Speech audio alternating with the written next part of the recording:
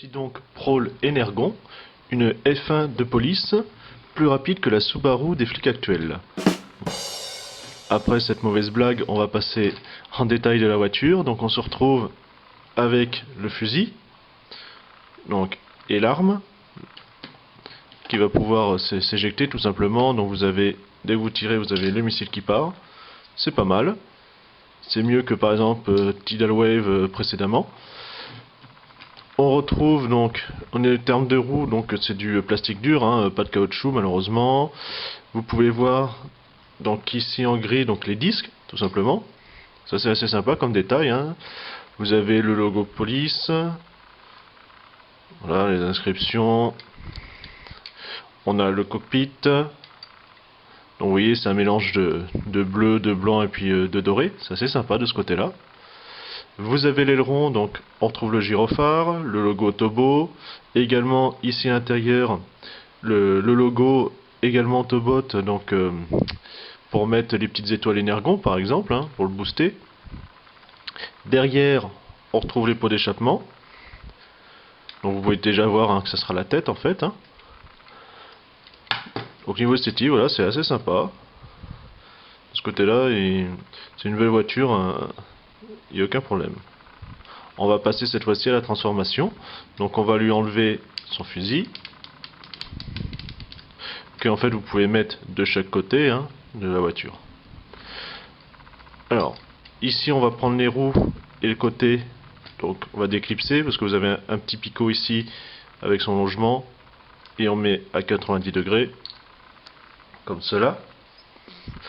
Vous avez le cockpit, en fait, on va le remonter parce qu'il bascule, hein, tout simplement. Voilà. Les jambes, on va pouvoir tirer. Vous les séparez. Ensuite, vous avez les pieds. À l'intérieur, c'est des mains, donc en fait, c'est pour les différentes fusions hein, par rapport avec d'autres énergons. Donc on va essayer de les sortir par contre, ça sera mieux. Ça va permettre de le stabiliser ensuite. Hein, comme cela. Les bras, on les rabat d'un cran. À l'intérieur, vous avez les pouces, enfin les mains.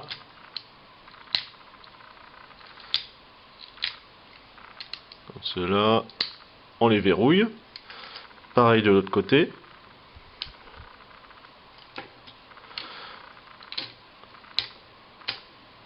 Voilà.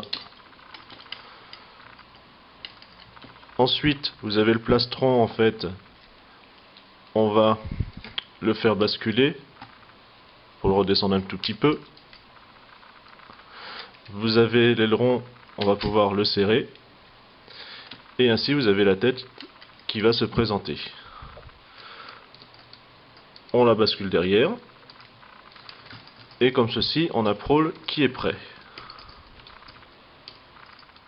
Concernant l'amplitude de mouvement, donc au niveau des épaules, on peut déjà les bouger.